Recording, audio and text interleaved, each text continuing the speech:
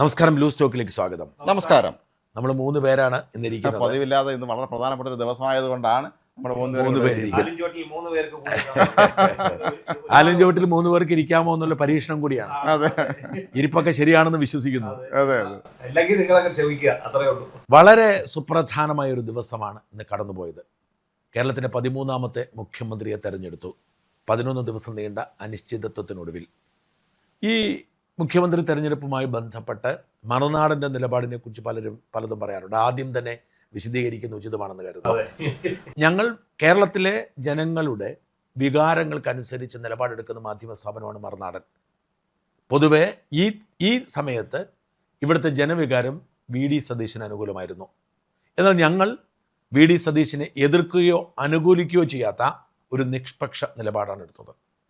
3 പേരിൽ ആരായാലും കുഴപ്പമില്ല എന്ന നിലപാടാണ്. പൊതുവികാരത്തിന് അനുകൂലമായിരുന്നില്ല. അതിന് ചില കാരണങ്ങളുണ്ട്. ഒന്ന്, ഈ മറുനാടൻ കഴിഞ്ഞ 10 വർഷം പിണറായി വിജയനുമായി ഏറ്റുമുട്ടി യുദ്ധം നടത്തി ക്ഷീണിച്ചിരിക്കുകയാണ്. ഞങ്ങൾക്ക് ഉടനടി ഒരു യുദ്ധത്തിന് താല്പര്യമില്ല. അതാണ് ഏറ്റവും പ്രധാനപ്പെട്ട കാരണം. കാരണം ഒരു കുറച്ചു കാലമെങ്കിലും വിശ്രമിക്കാൻ ആഗ്രഹമുണ്ട്. ഇവിടെ യഥാർത്ഥത്തിൽ സംഭവിച്ചത് എന്താണ്? 3 പേർക്കും സാധ്യതയുണ്ടായിരുന്നു. അതിലേറ്റവും കൂടുതൽ സാധ്യത വി.ഡി. സതീശൻ മറ്റേ കെ.സി. വേണുഗോപാലായിരുന്നു. കാരണം 47 MLA-മാരുടെ പിന്തുണ, രാഹുൽ ഗാന്ധിയുടെ ഉറ്റ സുഹൃത്ത്, ACC ജനറൽ സെക്രട്ടറി, മുഴുവൻ KPCC നേതാക്കളുടെയും പിന്തുണ. ആകെ വി.ഡി. സതീശൻ അനുകൂലമായിരുന്നത് ജനവികാരവും ജനപിന്തുണയും മാത്രമാണ്. ഈ യുദ്ധത്തിൽ ഞങ്ങൾ കക്ഷി ചേരുകയും വി.ഡി. സതീശന് പകരം കെ.സി. വേണുഗോപാൽ മുഖ്യമന്ത്രിയാവുകയും ചെയ്താൽ ആദ്യ ദിവസം മുതൽ തന്നെ യുദ്ധം ചെയ്യേണ്ടി വരുമായിരുന്നു. അത്തരമൊരു സാഹചര്യം ഒഴിവാക്കാൻ വേണ്ടിയാണ് ഞങ്ങൾ ഇതിൽ ഒരു നിഷ്പക്ഷത പാലിച്ച് ഇത് ആദ്യം തന്നെ പറയുന്നതായിരിക്കും ഉചിതം. അതെ, നമ്മുടെ മുമ്പ് പോയ പല വാർത്തകളിലെയും നിങ്ങളെ നിലപാടായിരുന്നു. ഇവരുടെ പ്രേക്ഷകർക്ക് പലർക്കും ഒരു തെറ്റിദ്ധാരണ കാണും, ഞങ്ങൾ വേണുഗോപാലിന് വേണ്ടിയാണ്. ഒരിക്കലുമല്ല, ഞങ്ങൾ വി.ഡി. സതീശനെ എതിർത്തിട്ടില്ല. ഇവിടെ ഒരുപാട് പേരുടെ ഫോൺ ചെയ്ത് ചോദിക്കുന്നുണ്ടായിരുന്നു, നമുക്ക് മെസ്സേജ് അയക്കുന്നുണ്ട്, നിങ്ങൾ കേസിയുടെ ആളുകളല്ലേ. ഒരിക്കലും വി.ഡി. സതീശനെ എതിർത്തിട്ടില്ല. എന്നാൽ കെ.സിയെ എതിർക്കുക എന്നുള്ള ഒരു പൊതുവികാരം ഉണ്ടായിരുന്നു. ആ വികാരം ഞങ്ങൾ അതുപോലെ അങ്ങോട്ട് സ്വീകരിച്ചില്ല എന്നുള്ള സത്യമാണ്. വി.ഡി. സതീശൻ ഞങ്ങൾ എതിർത്തിട്ടില്ല. മാത്രമല്ല, രമേശ് ചെന്നിത്തലയുടെ സാധ്യതകളും മുന്നോട്ട് കൊണ്ടുവന്ന് നമ്മൾ തന്നെ അതിലിപ്പോഴും അത് പറയട്ടെ, രമേശ് ചെന്നിത്തലയുടെ അവസ്ഥയിൽ നമുക്ക് വലിയ വേദനയുണ്ട്. കെ.സി. വേണുഗോപാലിനേക്കാൾ നല്ല ചോയ്സ് വി.ഡി. സതീശൻ തന്നെയാണ്. പക്ഷെ രമേശ് ചെന്നിത്തലയെ അങ്ങനെ ചവിട്ടി പുറത്താക്കേണ്ട ഒരാളല്ല. ഒരു മുഖ്യമന്ത്രി. പക്ഷെ അദ്ദേഹത്തെ അതിന്റെ സീനിയർ വെച്ച് നോക്കുമ്പോൾ ശരിക്കും മുതിർന്ന ഒരു പൊളിറ്റീഷ്യൻ കൂടിയായിട്ടുള്ള രമേശ് ചെന്നിത്തല ഇത്ര അപക്വമായ ഒരു നിലപാടെടുത്തോ എന്ന് നമ്മൾ സന്ദേഹിക്കും. അത് പെട്ടെന്ന് പിണങ്ങി അദ്ദേഹം അവിടെ കാണുന്നില്ല. പക്ഷെ ഞാൻ അദ്ദേഹത്തിന്റെ വികാരം മനസ്സിലാക്കുന്ന ആളാണ്. നോക്കുക, ഈ രമേശ് ചെന്നിത്തലയുടെ ശിഷ്യന്മാരായിരുന്നു ഈ കെ.സി. വേണുഗോപാലും വി.ഡി. സതീശൻ. ഈ വി.ഡി. സതീശൻ ഏതാണ്ട് രാഷ്ട്രീയം ഉപേക്ഷിച്ച ഒരു ഘട്ടം ഉണ്ടായിരുന്നു. വി.ഡി. സതീശന്റെ നമ്മളെപ്പോഴും വി.ഡി. സതീശന്റെ കാലം പരിശോധിച്ച് നോക്കണം. ഈ പരിശോധിച്ച് നോക്കുമ്പോൾ വി.ഡി. സതീശൻ ചെയ്തിരിക്കുന്നതെന്ന് വെച്ചാൽ അദ്ദേഹം പറയുമ്പോൾ പറയും, ഞാൻ മറ്റേ സിനിമ കണ്ടിട്ടാന്ന് പറയാ, സന്ദേശം. യഥാർത്ഥത്തിൽ അങ്ങനല്ല. വി.ഡി. സതീശന് ഒറ്റയാനാണല്ലോ. അന്ന് അദ്ദേഹത്തിന് കാർത്തികേയനോട് വലിയ ആദരവുണ്ടെങ്കിൽ വി.ഡി. സതീശന് ഒരു കൃത്യം ഗ്രൂപ്പില്ല. അപ്പൊ അതുകൊണ്ട് വി.ഡി. സതീശൻ ഗോഡ് ഫാദർ ഇല്ല. അങ്ങനെയൊക്കെ രാഷ്ട്രീയ പാരമ്പര്യമില്ല. ഒറ്റയ്ക്ക് വഴിവെട്ടി. അപ്പൊ അതുകൊണ്ട് കുഴപ്പം എന്ന് വെച്ചാൽ ഈ കൊച്ചിയിലെ എൻ വേണുഗോപാലിനോട് ഏറ്റുമുട്ടി അദ്ദേഹം പുറന്തള്ളപ്പെടുകയാണ്. ഇതാണ് സംഭവിച്ചത്. വേണുഗോപാൽ അതിശക്തനായിരുന്നു. കെ കരുണാകരന്റെ ഏറ്റവും വിശ്വസ്തനായിരുന്നു. ഐ ഗ്രൂപ്പിന്റെ നെടുന്തൂണായിരുന്നു കൊച്ചിയിൽ. അല്ല, അപ്പം ഇത് എങ്ങനെയാന്ന് വെച്ച് കഴിഞ്ഞാൽ വേണുഗോപാലിനെ ഏറ്റുമുട്ടി പുറന്തള്ളപ്പെട്ട ഇദ്ദേഹം 96-ൽ ഒരിക്കലും ജയിക്കാത്ത ഒരു സീറ്റ് അദ്ദേഹത്തിന് കിട്ടും. സിപിയുടെ കുത്തക സീറ്റാണ്. ശിവൻപിള്ളയും പി രാജു ഒക്കെ തന്നെ മത്സരം ജയിച്ചിട്ടുള്ള സിപിയുടെ കുത്തക സീറ്റാണ് വടക്കപ്പുറവൂർ. കുറഞ്ഞു. അപ്പൊ അവിടെ പുള്ളി ഒരു കാര്യം മനസ്സിലായി. പുള്ളിക്ക് ഒരു അവസരം കിട്ടി, വിജയത്തിന്റെ അടുത്തെത്തി. പുള്ളി അവിടെ തന്നെ നിന്ന് നമ്മൾ കാണേണ്ട നമ്മുടെ ഇക്കാലത്ത് CR മഹേഷ് ഉൾപ്പെടെയുള്ള അല്ലെങ്കിൽ ജ്യോതികുമാർ ചാമക്കാല ഉൾപ്പെടെ ചെയ്ത അനുവാനെ അവിടെ എത്തിയില്ല. അല്ല, ഞാൻ പറഞ്ഞ CR മഹേഷും ജ്യോതികുമാർ ചാമക്കാലയും ഒക്കെ ചെയ്ത പോലെ മണ്ഡലം കേന്ദ്രീകരിച്ച് അദ്ദേഹം പിടിച്ചെടുത്തു. ഒരിക്കലും പുറകോട്ട് പോയില്ല. മാത്രമല്ല, അടിസ്ഥാനപരമായി മിടുക്കനായതുകൊണ്ട്, ഗോഡ് ഫാദർ ഇല്ലെങ്കിലും മിടുക്കനായതുകൊണ്ട് അദ്ദേഹത്തിന്റെ കഴിവ് ശക്തമായി തെളിയിക്കാൻ കിട്ടുന്ന സാഹചര്യം തെളിയിച്ചു. സ്വന്തം വഴിവെട്ടി അതിലൂടെ തന്നെ വന്നു. പിന്നീട് അദ്ദേഹം ആ മണ്ഡലം കൈവശപ്പെടുത്തിയ ശേഷം പിന്നെ തിരിഞ്ഞു നോക്കേണ്ടി വന്നിട്ടില്ല. ഇന്ന് ഫേസ്ബുക്കിൽ എന്റെ നമ്മുടെ ജനറൽ ഡിപ്പാർട്ട്മെന്റ് എന്റെ ജൂനിയർ പഠിച്ചിരുന്ന NP ഉല്ലേഖുണ്ട്, മുതിർന്ന മാധ്യമപ്രവർത്തകൻ. പുള്ളി ഒരു പ്രധാനപ്പെട്ട കാര്യം എഴുതിയിട്ടുണ്ട്. അതെനിക്ക് വായിച്ചപ്പോൾ അത് വളരെ പുതുമ തോന്നി.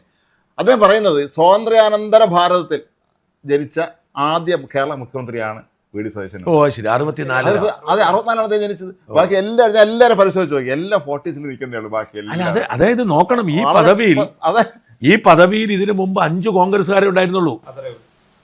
പട്ടത്തെ കൂടെ ചേർത്താൽ പട്ടം PSP, അത് മുൻ കോൺഗ്രസ് അല്ല, പട്ടത്തെ ഉപേക്ഷിക്കാൻ അത്ര ഇല്ല. ഇല്ല, അദ്ദേഹം കോൺഗ്രസോട് PSP പട്ടമില്ല.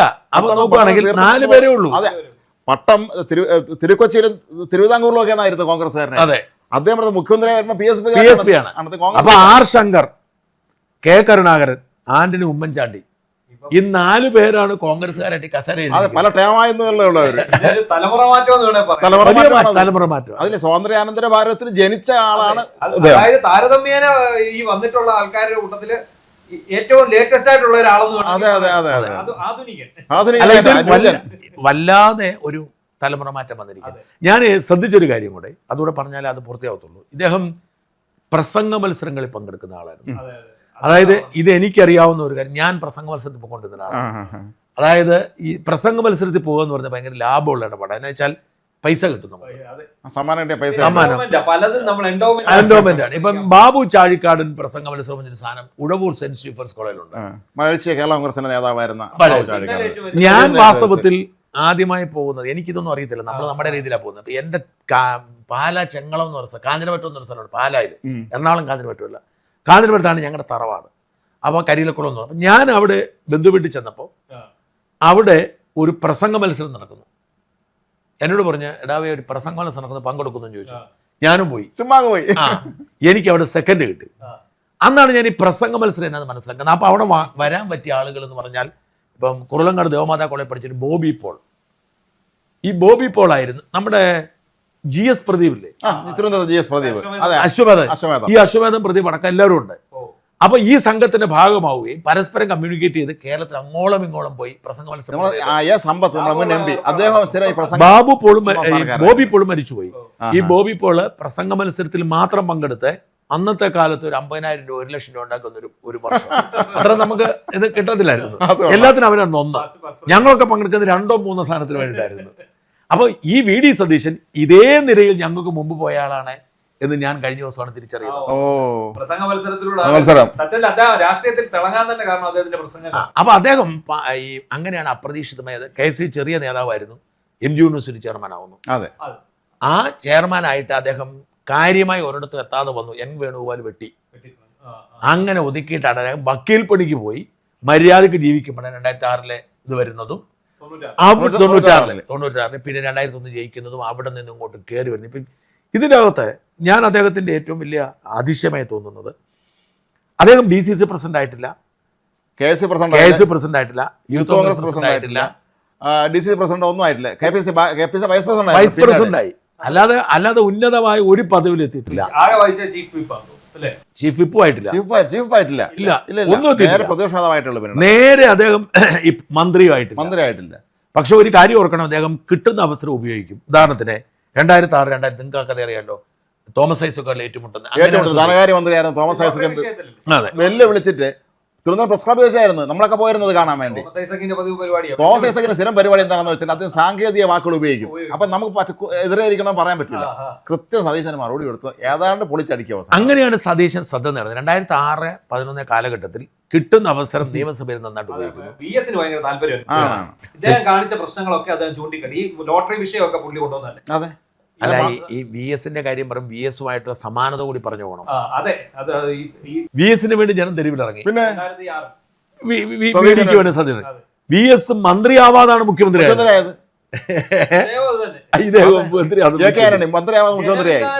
മുഖ്യമന്ത്രിമാരായ രണ്ടുപേരാണ്. അതാണ് അവർ. പിന്നെ ഇവരുടെ ജീവിതത്തിലും നല്ല സമാനതകളുണ്ട്. ഈ പരിസ്ഥിതി പ്രേമിയാണ്, അതുപോലെ തന്നെ ഇദ്ദേഹം പരിസ്ഥിതി പ്രേമിയാണ്. അതിന് വേറെ രസകരമായ കാര്യം, ഇന്നൊരാൾ എന്നെ പറഞ്ഞത് ഒരു പ്രധാനപ്പെട്ട വിഷയം, ഐക്യ കേരളം രൂപം കൊണ്ടതിന് ശേഷമുള്ള ആദ്യത്തെ എറണാകുളം ജില്ലയിലെ മുഖ്യമന്ത്രിയാണ് എന്നാണ്. കാരണം ഞാൻ ചോദിച്ചപ്പോൾ ഞാൻ ചിന്തിച്ചു, ആദ്യം PK പെരുമ്പാവൂർ പുല്ലുവയിലാണ് താമസിക്കുന്നത്. അദ്ദേഹം കിടങ്ങൂര് ജനിച്ചാലാണ്, കോട്ടയത്ത്. ഭാര്യ കുടുംബമാണല്ലോ അവിടെ, ഗോവിന്ദപ്രസാദിന്റെ സഹോദരി. എറണാകുളത്തുകാരൻ ആദ്യമായിട്ട് ഐക്യ കേരളം ജനിച്ചു. പണ്ട് പനമ്പള്ളിയൊക്കെ തിരുക്കൊച്ചി കൊണ്ടായിരുന്നെങ്കിലും ഐക്യ കേരളത്തിൽ 57-ന് ശേഷം കേരളത്തിലെ മുഖ്യമന്ത്രിയായ എറണാകുളം ജില്ലക്കാരൻ. കൗതുകകരമായിട്ടുള്ള കുറച്ച് ഒരുപാട് കാര്യങ്ങളുണ്ട്. അപ്പൊ ഇദ്ദേഹം എങ്ങനെ ഈ പദവിയിലെത്തി എന്നുള്ളത് ഒരു വലിയ ചോദ്യമാണ്. അധ്വാനിച്ചു തന്നെയാണ്. അതെ, അധ്വാനിച്ച്. ഞാൻ പറഞ്ഞ അപ്പോഴും നമ്മൾ ശ്രദ്ധിക്കേണ്ട കാര്യം, അദ്ദേഹം പ്രതിപക്ഷ നേതാവായി എത്തുന്നത് 2 കാരണങ്ങൾ കൊണ്ടാണ്. ഒന്ന്, അദ്ദേഹത്തിന് മിടുക്ക്. അതായത് അദ്ദേഹം ഈ 2016-21 കാലയളവിൽ രമേശ് ചെന്നിത്തലയെ പൂർണ്ണമായും പിന്താങ്ങുന്നു. രമേശ് ചെന്നിത്തലയുടെ വിശ്വസ്തനായിരുന്നു. ഈ സമയത്ത് അദ്ദേഹം കിട്ടിയ അവസരങ്ങളെല്ലാം നന്നായിട്ട് ഉപയോഗിച്ചു. നന്നായിട്ട് ഉപയോഗിച്ചു. സ്വാഭാവികമായും സോഷ്യൽ മീഡിയ, ഞാനത് മനസ്സിലാക്കുന്നത് ഈ 2014 മോദി എങ്ങനെയാണ് അധികാരത്തിൽ വന്നതെന്നും 16-ലും 21-ലും പിണറായി എങ്ങനെയാണ് വന്നതെന്നും നമ്മൾ നോക്കേണ്ടതുണ്ട്. അതിൻ്റെ ഒരു പ്രധാന ഘടകം സോഷ്യൽ മീഡിയ ആയിരുന്നു. സോഷ്യൽ മീഡിയ വളർച്ചയ്ക്ക് അനുസരിച്ച് അവർ ഞാനിപ്പോഴും പറയാനില്ലേ, വാഴക്കനെ പോലുള്ളവർക്കൊന്നും അറിയത്തേ ഇല്ല. അവിടെയാണ് അതാണ് ഈ പുതിയ തലമുറ, നമ്മുടെ ജെൻസി എന്നുള്ള തലമുറയെ കൃത്യമായി ആകർഷിക്കാൻ സതീശന് കഴിഞ്ഞു.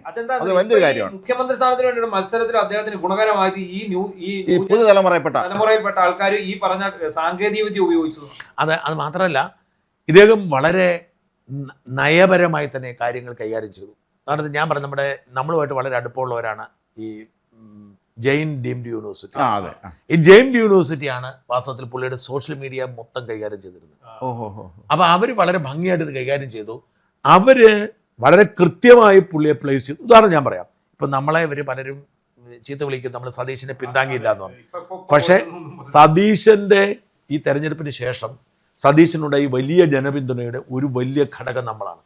അതായത് ഈ തെരഞ്ഞെടുപ്പിന്റെ നമ്മൾ എപ്പോഴാണ് സതീശന് ചെറിയ അകലം പാലിക്കുന്നത്? തെരഞ്ഞെടുപ്പ് കഴിഞ്ഞിട്ടാണ്. അതെ, അല്ലെങ്കിൽ തെരഞ്ഞെടുപ്പ് ഫലം കഴിഞ്ഞിട്ടാണ്. അതിനു മുമ്പ് നമ്മൾ സതീശനോട് അകലം പാലിച്ച് സതീശനെ തന്നെയാണ് നമ്മൾ ഉയർത്തിപ്പിടിച്ചിരുന്നത്. ഫലം കഴിഞ്ഞിട്ടും നമ്മൾ ഒരിക്കലും സതീശനെ തള്ളി പറഞ്ഞിട്ടില്ല.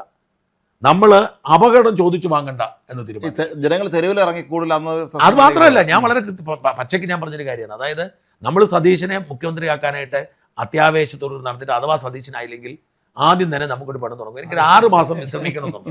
6 മാസം വിശ്രമിക്കണമെന്നുണ്ട്. അതുകൊണ്ട് മാത്രം നമ്മളൊരു ജാഗ്രത പാലിച്ചു. പക്ഷേ നമ്മൾ ഈ ജെയിൻ ഡീംഡ് യൂണിവേഴ്സിറ്റിയിൽ അവരുടെ കഴിഞ്ഞ വർഷത്തെ ഫ്യൂച്ചർ സമ്മിറ്റിൽ സതീശൻ പങ്കെടുക്കുന്നു.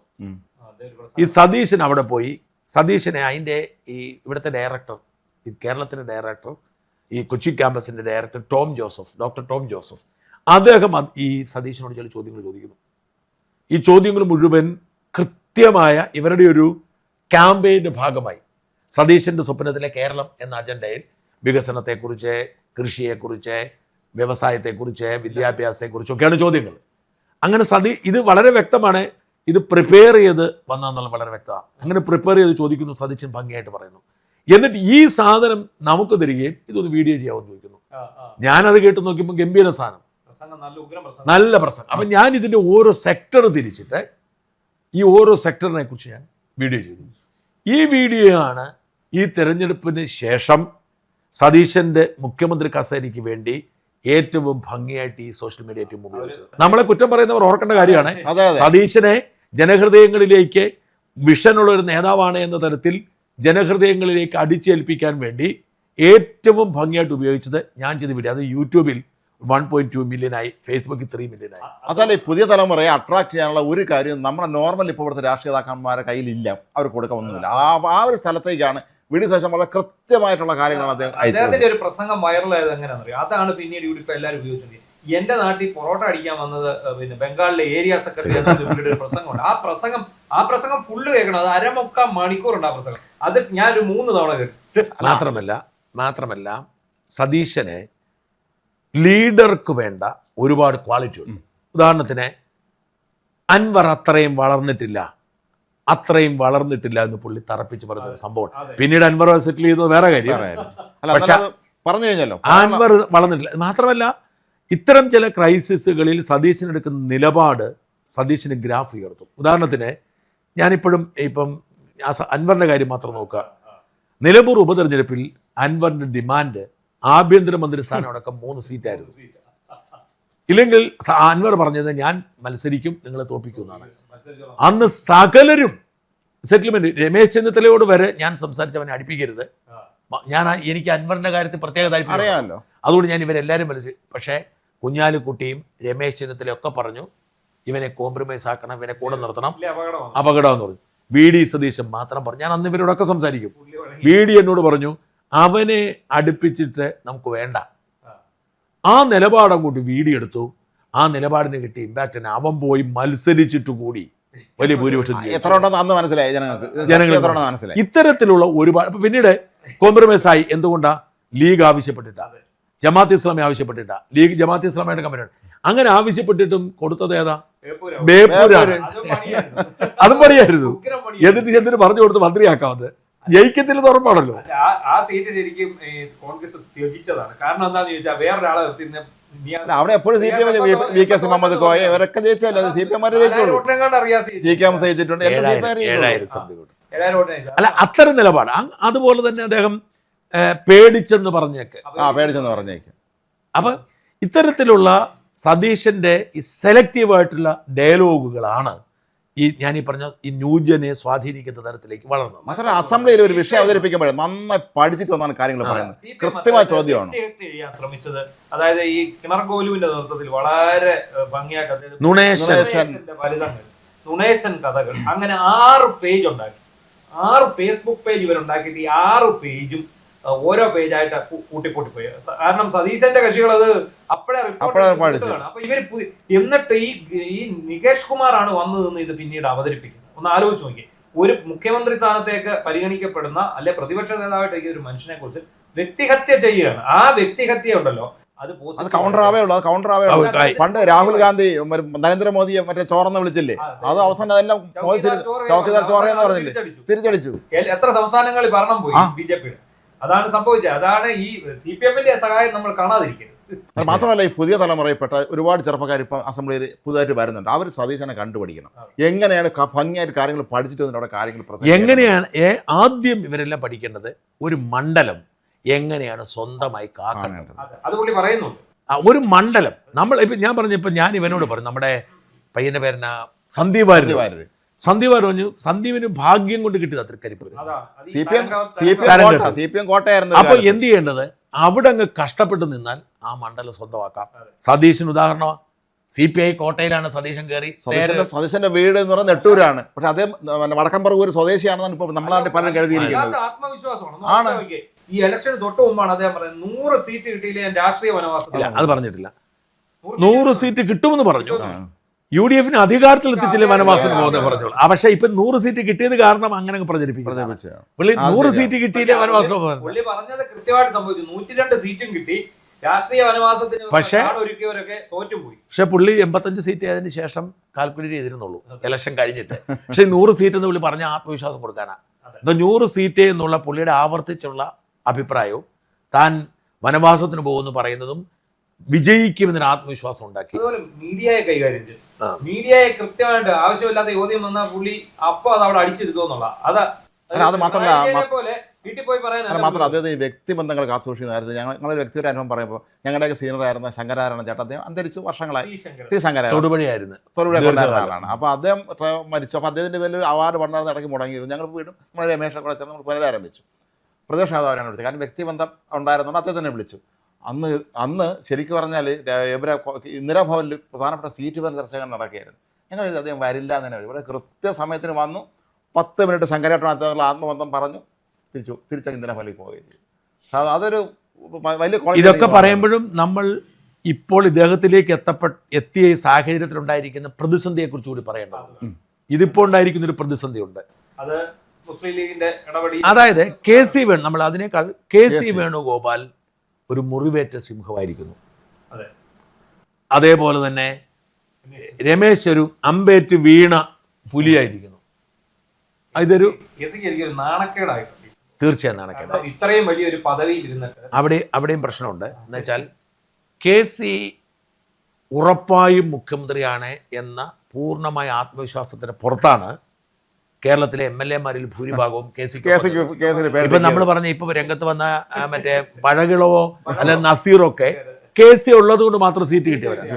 അവരെ വിട്, കാരണം അവർക്ക് അല്ല അവരെ വിട്. അതായത് KC ഉള്ളത് കൊണ്ട് മാത്രം സീറ്റ് കിട്ടി MLA-മാരായവര് അവർ തീർച്ചയായിട്ടും KC-ക്ക് വേണ്ടി നിൽക്കും. അതിൽ അത്ഭുതമൊന്നുമില്ല. ഞാൻ അതിൽ പഴകുളം മധുവും M നസീറും ഒരു കാര്യം ഓർക്കണം, റിസ്ക് ഉണ്ടായിരുന്നു.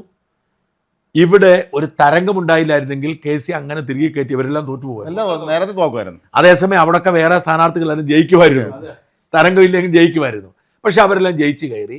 അവരൊക്കെ KCയോട് കൂറ് പുലർത്തുന്നു. പക്ഷേ KC ആയിരിക്കും മുഖ്യമന്ത്രി എന്ന് കരുതി KCയോട് കൂറ് പ്രഖ്യാപിച്ചു ഒരുപാട് MLA-മാരുണ്ട്.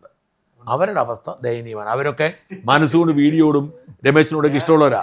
അതെ, ബാലകൃഷ്ണന്റെ അവസ്ഥയാണ്. രണ്ടുപേരും കൂടെ പേര് എഴുതി കൊടുത്ത് അവിടെ വീടിയില്ല. അല്ല, പക്ഷെ കോൺഗ്രസിലെ പണ്ട് വരെ വേറെ കാര്യമുള്ളത്, ഈ അധികാരം എവിടെ ഉണ്ടോ എല്ലാവരും പതുക്കെ അങ്ങ് വരും. ഈ പതുക്കെ KCക്ക് വേണ്ടി ഒപ്പിട്ടവരൊക്കെ പതുക്കെ ഇനി തലേ മുന്നിട്ടേക്ക് വന്ന് ഇതില് പല ആൾക്കാരും ശരിക്കും വീഡിയോട് മാനസികമായിട്ട് ഉള്ളവരാണ്. പേര് പറഞ്ഞില്ലേ പണിയാകുമല്ലോ എന്ന് കരുതിയാണ് പറഞ്ഞിരിക്കുന്നത്. ഇവിടെയാണ് KC നേരിടാൻ പോകുന്ന ഒരു പ്രതിസന്ധി. ഇപ്പൊ KC ACC പ്രസിഡന്റ് ആകുന്നൊക്കെ പറയുന്നുണ്ട്. പക്ഷെ KC നേരിടാൻ പോകുന്ന പ്രതിസന്ധി എന്താണെന്ന് വെച്ചാൽ, VD ഈ 5 കൊല്ലം നന്നായി ഭരിച്ചാൽ VD ഒരു വലിയ ഗ്രൂപ്പിന്റെ ഉടമയായി മാറും. പവർ ഒരു കേന്ദ്രം, ആന്റണി അപ്രസക്തമായി. A ഗ്രൂപ്പ് ഏതാണ്ട് ഇല്ലാതായി. A ഗ്രൂപ്പ് ഇല്ല. കാരണം A ഗ്രൂപ്പിലെ കേരള സതീശന്റെ കീഴിലാവും. I ഗ്രൂപ്പ് ചെന്നിത്തല പിന്നെ അറിയാൽ I ഗ്രൂപ്പിന്റെ പ്രശ്നമുണ്ട്. കേന്ദ്രത്തോട്ട് പോയിട്ടും പ്രത്യേകിച്ച് ഒന്നും കിട്ടാതെ ചെയ്യാൻ അവിടെ ഇല്ല. കേന്ദ്രീകരിച്ച ഒരു എന്താ പറയുന്നത് ഒരു ചെറിയൊരു പവർ ഗ്രൂപ്പ് ഉണ്ടായിരുന്നു. അതെ. അപ്പം അപ്പം ഈ ഒരു വലിയ കടമ്പകൾ മറികടന്നിരിക്കുന്നു. ഇനി ഇപ്പം ഉദാഹരണം പറയാം, ശശി തരൂർ വിമതനായി മത്സരിച്ചതിനെ തുടർന്നാണ് വർക്കിംഗ് കമ്മിറ്റിയിൽ എടുത്തത്. അതെ, ഇല്ല അദ്ദേഹത്തെ എടുക്കത്തില്ല. അതെ, പാർട്ടി പ്രസിഡന്റ് മത്സരിച്ച ആളല്ലേ, അതുകൊണ്ടാണ് വർക്കിംഗ് കമ്മിറ്റിയിൽ എടുത്തത്. VD സതീശിനെ ഇനി വർക്കിംഗ് കമ്മിറ്റിയിൽ എടുക്കാതിരിക്കാനോ ഉന്നത പദവി കൊടുക്കാതിരിക്കാനോ പറ്റത്തില്ല. 2 സംസ്ഥാനങ്ങൾ 3 സംസ്ഥാനങ്ങൾ ഒന്നാണ് ഡബിൾ പ്രൊമോഷൻ കിട്ടിയിരിക്കുന്നത്. അതായത് VD സതീശൻ ഇതുവരെ ഉണ്ടായിരുന്ന പുള്ളിക്ക് പാർട്ടി പദവികളില്ല എന്നുള്ള പ്രശ്നം പരിഹരിക്കപ്പെടും, ഭരണപരിചയമില്ല എന്നുള്ള പ്രശ്നം പരിഹരിക്കപ്പെടും. അതുകൊണ്ട് VDയുടെ കൈകളിലേക്ക് കേരളം മാറി. പക്ഷേ അപ്പോഴും KC ആണ് പവർഫുള്ളായി അവിടെ തുടരുന്നത്. രാഹുൽ ഗാന്ധി തൃപ്തനല്ല. കാരണം എനിക്ക് അവസാന നിമിഷത്തെ അട്ടിമറി കൃത്യമായിട്ട് അറിയാം. കാരണം ഞാൻ ഈ 3 ക്യാമ്പിലും നമ്മുടെ ആളുകളുണ്ട്. നമ്മൾ 3 ക്യാമ്പിലും സംഭവിക്കുന്ന ഓരോ നീക്കങ്ങളും എല്ലാം അറിയായിരുന്നു. അതും വിശ്വസ്തർ, അല്ലെങ്കിൽ നേരിട്ട് തന്നെ 3 മുഖ്യമന്ത്രിമാരോടും നമ്മൾ സംസാരിക്കുമായിരുന്നു. അപ്പോൾ ഈ സംസാരിക്കുമ്പോൾ നമ്മൾ മനസ്സിലാക്കിയൊരു കാര്യം എന്ന് വെച്ചാൽ, അവസാന നിമിഷം വരെ മിനിഞ്ഞാന്ന് ഈ പറയുന്ന സാദിഖ് അലി തങ്ങൾ ഇടപെടുന്നത് വരെ ഈ KC വേണുഗോപാലിന് യാതൊരു ആശങ്ക ഉണ്ടായിരുന്നില്ല. സാദിഖ് അലി തങ്ങൾ ഇടപെട്ടപ്പോൾ പോലും പരിഹാരം ഉണ്ടാകുമെന്ന് കരുതിയിരുന്നു. കാരണം രാഹുൽ ഗാന്ധി പറഞ്ഞിരുന്നു നീ തന്നെയാണ് മുഖ്യമന്ത്രി എന്ന് പറഞ്ഞിരുന്നു. അവിടുന്ന് റീപ്ലേസ് ചെയ്യാനുള്ള സംവിധാനം അവിടെ ഒരുക്കിയിരുന്നു.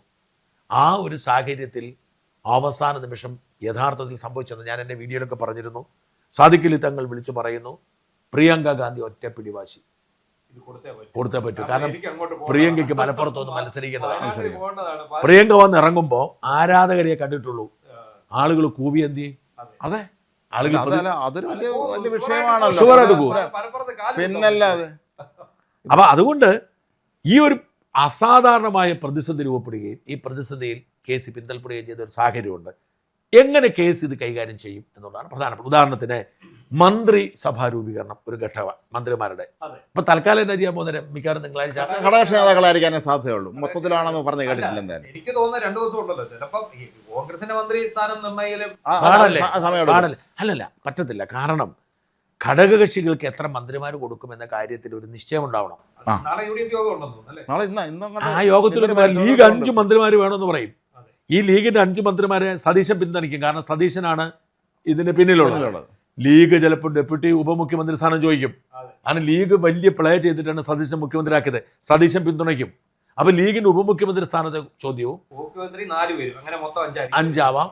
അല്ലെങ്കിൽ അങ്ങനെ വരുന്നതോടെ ആ കാര്യത്തിൽ തീരുമാനം ഉണ്ടാവണം. ലീഗിന് 5 മന്ത്രിമാരെ കൊടുക്കാം എന്ന് തീരുമാനിച്ചാൽ അടുത്ത പ്രശ്നം കേരള കോൺഗ്രസ് 2 മന്ത്രിമാരെ കൊടുക്കേണ്ടി വരും. മാത്രമല്ല ലീഗ് ഒരുപക്ഷെ ഈ ഭരണപരിഷ്കരണ കമ്മീഷൻ ചെയർമാൻ പോലുള്ള ക്യാബിനറ്റ് പദവി അതെങ്കിലും ചോദിക്കാനുള്ള സാധ്യത നൽകാൻ കഴിയില്ല. മാത്രമല്ല ലീഗിന്റെ മുമ്പിൽ അതിനും വഴങ്ങിയാൽ 2 കാര്യങ്ങൾക്ക് വഴങ്ങുകയാണ് ശരിക്കും. ഒന്ന് സതീശനെ മുഖ്യമന്ത്രി, അതുകൂടെ വഴങ്ങി കഴിഞ്ഞാൽ പിന്നെ കോൺഗ്രസിന്റെ ഇടപാട്. അല്ല 5 മന്ത്രിമാര് ലീഗിന് കൊടുത്താൽ 2 എന്തായാലും ജോസഫിന് കൊടുക്കണം. 7 ഉണ്ട്. 4 ആണെങ്കിൽ ജോസഫിന് 1 കൊടുത്ത് നിർത്താം. അങ്ങനെ ഈ 7 മന്ത്രിമാരെ ഇവരുടെ ആയി കഴിഞ്ഞാൽ പിന്നെ 2 മന്ത്രിമാരെ ഘടകകക്ഷികൾക്ക് ബാക്കിയുള്ളൂ. അത് എന്തായാലും ഷിബു ബേബി ജോൺ കൊടുക്കാതിരിക്കാൻ പറ്റില്ല. പിന്നെ 1 മന്ത്രി CP ജോണുണ്ട്, അനൂപ് ആന്റണി ഉണ്ട്, മാനസി കാപ്പനുണ്ട്, അനൂപ് ജേക്കബുണ്ട്, മാനസി കാപ്പനുണ്ട്, KK രമ പിന്നെ വേണ്ടെന്ന് പറഞ്ഞു. എന്നാലും ഇത്രയും പേരുണ്ട്. ഈ പ്രശ്നം പരിഹരിക്കണം ആദ്യം.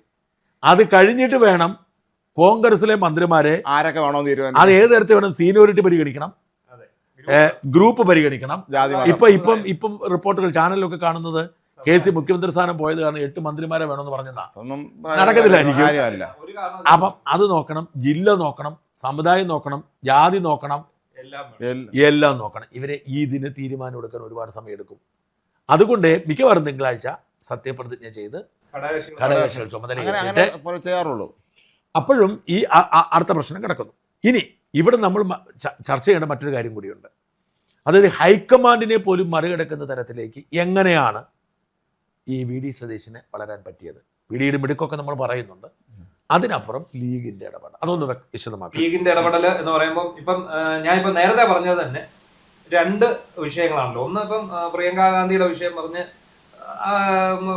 സതീശനെ മുഖ്യമന്ത്രി. രണ്ടാമത്തേത് ഈ പറഞ്ഞ മന്ത്രിസഭ അവർ പിടിക്കുന്നുണ്ട്. അവര് പറയുന്ന ഇത്രയും മന്ത്രിമാരെന്ന് പറയുമ്പോൾ വീണ്ടും നമ്മൾ അംഗീകരിച്ചു കൊടുക്കുക. നോക്കൂ, ലീഗിന്റെ ഒരു ബഹളം കണ്ടോ? അതായത് വഴിയിലിറങ്ങുന്ന കോൺഗ്രസ് പ്രവർത്തകരെ തടയുന്ന തരത്തിൽ കൂവ് നിർത്തി. ഞാൻ ബെന്നി ബഹനാനെ തടഞ്ഞ ഞെട്ടിപ്പോയി. ഇവർക്ക് ആർക്കും വഴിയിലിറങ്ങാൻ കഴിയാത്ത സാഹചര്യം സൃഷ്ടിച്ചു കൊടുത്തു.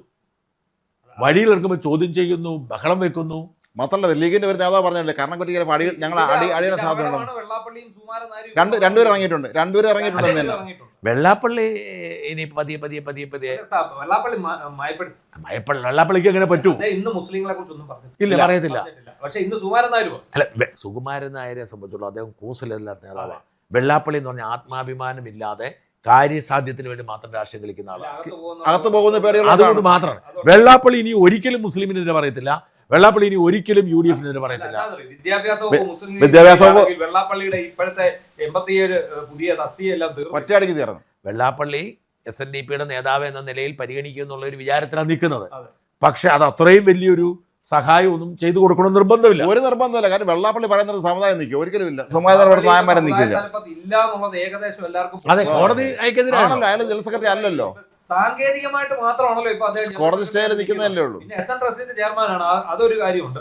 അതല്ലാതെ മാനേജരാന്നും പറഞ്ഞിരിക്കാം എന്നുള്ളതേ ഉള്ളൂ. ആ വകയ്ക്ക് കാശ് മേടിക്കുക എന്നുള്ള ഒരു ലക്ഷ്യത്തിന്റെ പുറത്താണല്ലോ 87 തസ്തികകള്, കോളേജ് അധ്യാപക തസ്തികകള് പിണറായി വിജയൻ അനുവദിച്ചു കൊടുത്തിട്ട് ഇറങ്ങിപ്പോയി.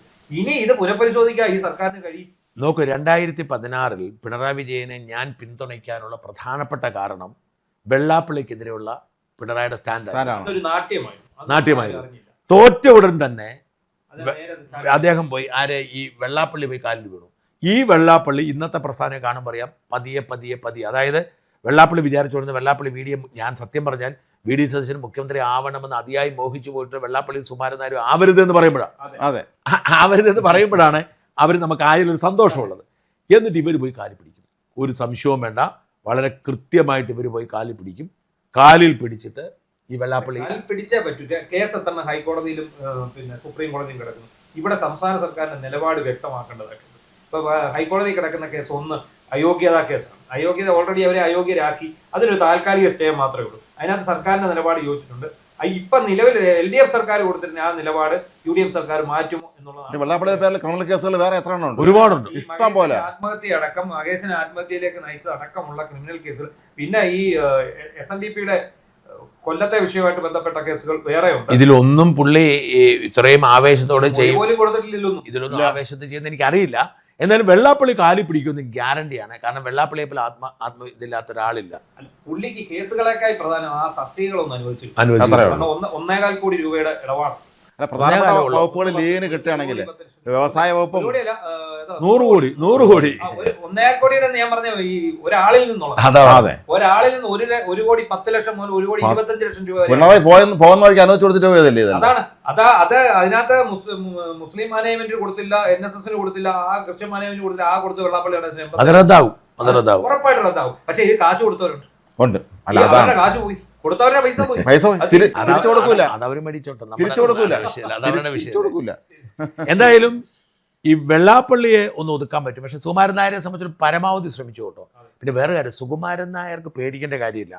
ഈ മുഖ്യമന്ത്രി VD സതീശനാണെങ്കിൽ പോലും ഈ NSS-ന്റെ സമുന്നത നേതാക്കളാണ് മിക്ക മന്ത്രിമാരും. അവർക്ക് ഞാൻ പറഞ്ഞ ഒരു കത്തോലിക്ക വിശ്വാസിക്ക് പോപ്പിനെ തള്ളി പറയാൻ പറ്റുമോ? അത് ശരിയാണ്. അതുപോലെ അത്തരത്തിലുള്ള ഒരു സാഹചര്യമാണ് ഈ സുകുമാരൻ നായർക്കുള്ളത്. സുകുമാരൻ നായർ വളരെ അതൊക്കെ സെറ്റിലാവും എന്ന് പ്രശ്നമുള്ള കാര്യം. പക്ഷെ ലീഗിൻ്റെ അതിപ്രസരം എന്ന് പറഞ്ഞാൽ ഇപ്പോൾ ഉദാഹരണത്തിന് ഈ വി ഡി സതീശനെ മുഖ്യമന്ത്രിയാക്കിയ മതിയാവൂ എന്ന തരത്തിൽ വാശിയോടുകൂടി ലീഗ് ഇറങ്ങുന്നതും അത് എനിക്ക് ഏറ്റവും ഇഷ്ടമുള്ളൊരു പാർട്ടിയാണ് ലീഗ്. ഞാൻ എക്കാലത്തും പറഞ്ഞ കാര്യം വെച്ചാൽ ലീഗ് ഒരു മതപാർട്ടിയാണ്, വർഗീയ പാർട്ടിയല്ല. കാരണം ലീഗ് മതപരമായി അവരുടെ താല്പര്യങ്ങൾ സംരക്ഷിക്കാൻ ശ്രമിക്കും, നല്ല കാര്യം തന്നെ, അതിനകത്തൊരു തർക്കമൊന്നുമില്ല. പക്ഷെ ആദ്യമായാണ് ലീഗ് അതിർത്തി വിട്ട് അവരുടെ അത് കോൺഗ്രസ് പാർട്ടിയുടെ ആഭ്യന്തര കാര്യത്തിൽ കയറി ഇങ്ങനെ ഇടപെട്ടത്. അത് ശരിയല്ല. കോൺഗ്രസ് പാർട്ടിയുടെ ആഭ്യന്തര കാര്യത്തിൽ ഇടപെടുന്നത് ശരിയാണ്. അതുകൊണ്ടാണ് കുഴപ്പം എന്താണെന്ന് വെച്ചാൽ BJP ഇത് മുതലെടുക്കും.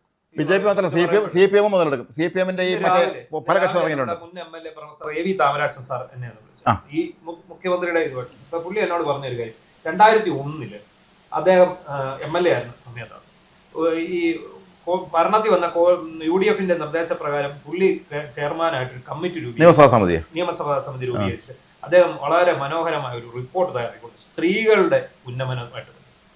ഇത് ഉമ്മൻചാണ്ടി അടക്കം മുഖ്യമന്ത്രിമാരടക്കം എല്ലാവരും ഇത് മുഖ്യമന്ത്രി അടക്കം ഇത് എല്ലാവരും വളരെ ഇഷ്ടത്തോടെ UDF സമർപ്പിച്ചപ്പോൾ ലീഗ് എതിർത്തു. സ്ത്രീകളുടെ ഉന്നമനമാണ്. ആ ലീഗ് എതിർത്തു. ആ പദ്ധതിയെ ഇല്ലാതായിപ്പോയി. നിങ്ങൾ ഇത് എവിടെയെങ്കിലും പറയണമെന്നും പറഞ്ഞു രാവിലെ ഇന്ന് തന്നെ വിളിച്ചു. കുറെ കാര്യങ്ങൾ അന്നത്തെ കാലത്ത് ലീഗിന്റെ നിർബന്ധം കാരണം ഇതുപോലെയുള്ള കുറെ കാര്യങ്ങൾ ഈ കോൺഗ്രസിന് അടിയറവ് വെക്കേണ്ടി വന്നു എന്നുള്ള ഒരു സത്യമാണ്. അല്ല, പക്ഷെ ലീഗ് ഇപ്പൊ ഇങ്ങനെ ഇറങ്ങുമ്പോൾ ലീഗിനെ അതിജീവിക്കാൻ സതീശന് കഴിയാതെ വരും. ഇല്ല, പറ്റത്തില്ല. ലീഗാണല്ലോ മുഖ്യമന്ത്രിയാക്കിയത്. അപ്പൊ പിന്നെ അങ്ങനെ എതിർക്കാൻ പറ്റില്ല. സതീശന്റെ ഈ നമ്മൾ നേരത്തെ പറഞ്ഞ ആ ഗുണങ്ങളൊക്കെ ഉണ്ടല്ലോ, ആ പുള്ളിയുടെ ആ ശക്തി, ആ ബുദ്ധി, ഈ പറയുന്ന പുള്ളിയുടേതായിട്ടുള്ള ചില രീതികൾ, ആ രീതികൾക്കൊക്കെ പുള്ളി കോംപ്രമൈസ് ചെയ്യും. എന്തിന് VS-ന് പോലും ഒരു പരിധി വരെ അദ്ദേഹം പറഞ്ഞ കാര്യങ്ങൾ ചെയ്യാൻ കഴിഞ്ഞിട്ടില്ലായിരുന്നു. ഈ ശ്രീപീഡനക്കാരമായി വിലങ്ങ് വെച്ച റോഡ് നടത്തിക്കുന്ന പറഞ്ഞാൽ ഒന്നും നടന്നില്ലല്ലോ. പാർട്ടി അവിടെ ഇടപെട്ടു. അതുപോലെ സതീശന് പാർട്ടിയല്ല ഇടപെടാൻ പോകുന്നത്. ലീഗിന്റെ ഇടപെടൽ പിന്നെ സഹിക്കാം. എനിക്ക് ഈ സതീശൻ മുഖ്യമന്ത്രി ആവുമ്പോൾ ഏറ്റവും കൂടുതൽ വിഷമമുണ്ടാക്കുന്ന ജമാഅത്ത് ഇസ്ലാമി എന്ന് പറയുന്ന വർഗീയ പ്രസ്ഥാനം. ആ പ്രസ്ഥാനത്തിനെ എൻ്റെ മുഖപത്രമായിരിക്കുന്ന മീഡിയ വൺ ആണ് ഈ സതീശന് വേണ്ടിയുള്ള ക്യാമ്പയിൻ നയിച്ചതും സതീശനാണ് എന്ന തരത്തിൽ ഒരു സംശയവും ഇല്ലാതെ മുമ്പോട്ട് കൊണ്ടുപോയതൊക്കെ മീഡിയ വൺ ആത്മവിശ്വാസമായിരുന്നു. അപ്പൊ അവരാണ് നമ്മളെ പോലുള്ളവർക്ക് പോലും ഭീഷണി ഉയർത്തുന്നത്. അതായത് സതീശനെ ഒരു പക്ഷേ ഞാൻ ഭയപ്പെടുന്ന ഒരു സംഗതി എന്താണെന്ന് വെച്ചാൽ, പിണറായി വിജയന് PV അൻവർ എന്ന് പറയുന്ന ഒരു വർഗീയ ഫോഴ്സിന്റെ ശക്തിയെ അതിജീവിക്കാൻ കഴിഞ്ഞില്ല. അതേപോലെ മീഡിയ വൺ എന്ന് പറയുന്ന ജമാഅത്ത് ഇസ്ലാമി എന്ന് പറയുന്ന ഒരു വർഗീയ ഫോഴ്സിന്റെ ശക്തിയെ അതിജീവിക്കാൻ സതീശന് കഴിയുമോ? കാരണം അവരുടെ ഏറ്റവും വലിയ നോട്ടപ്പുള്ളി മീഡിയ വണ്ണിന്റെയും ഈ ജമാഅത്ത് ഇസ്ലാമിന്റെ ഏറ്റവും വലിയ നോട്ടപ്പുള്ളി നമ്മളാണ്. അപ്പൊ നമ്മളെ നിശബ്ദരാക്കുക എന്നുള്ള അവരുടെ ഒരു അജണ്ടയാണ് അവിടെ. പക്ഷേ പിണറായി സർക്കാരിന് വിരുദ്ധമായിട്ട് ഇവിടെ വേറൊരു പ്രശ്നം. ഇവിടെ ഈ സതീശൻ മുഖ്യമന്ത്രി ആണെങ്കിൽ പോലും ഈ മന്ത്രിസഭയിൽ വരുന്ന മന്ത്രിമാരുടെ ശക്തരാണ്. കാരണം അവരൊരിക്കലും ഇതിന് നിന്നു കൊടുക്കാൻ സാധ്യത. പിന്നെ ആഭ്യന്തരം സതീശന് ആഭ്യന്തരം കിട്ടരുതേ എന്നാണ് എൻ്റെ ആഗ്രഹം. ഞാനത് പറയുന്നതിൽ വിഷമമില്ല. കാരണം എന്താ കാരണം എന്ന് വെച്ചാൽ ഈ ജമാഅത്ത് ഇസ്ലാമിയുടെ ഒരു ഫോഴ്സ് അവിടെ ഉള്ളതുകൊണ്ട് സതീശന് ആഭ്യന്തരം കിട്ടാതിരിക്കട്ടെ എന്ന് പ്രാർത്ഥിക്കുക. അതുകൊണ്ട് BJP ഇപ്പോഴേ രംഗത്തിറങ്ങി. BJP ശക്തമായി, അതിശക്തമായിട്ട് സകല നേതാക്കളും പോസ്റ്റ് ഇട്ടു. അല്ല, ഇതിന്റെ ഏറ്റവും വലിയ ഗുണഭോക്താക്കൾ ആരാന്നറിയോ? ഈ സതീശൻ BJP. എല്ലാവരും പറയുന്ന ഒരു കാര്യമുണ്ട്, BJPക്ക് വലിയ വളർച്ച ഉണ്ടാക്കുന്നത്. BJP എന്താണ് നേരത്തെ മുതൽ പറഞ്ഞിരുന്നത്? BJP പറഞ്ഞിരുന്നത് കേരളത്തിൽ UDF അധികാരത്തിൽ വരുമ്പോൾ മുസ്ലിം ഭരണം വരുന്നത് അത് തെറ്റാണെന്ന് വീഡിയോ ചെയ്ത ആളാണ് ഞാൻ. പക്ഷേ ഇപ്പോഴത്തെ ഈ തെരുവിലെ യുദ്ധം നടക്കുമ്പോൾ നമുക്കത്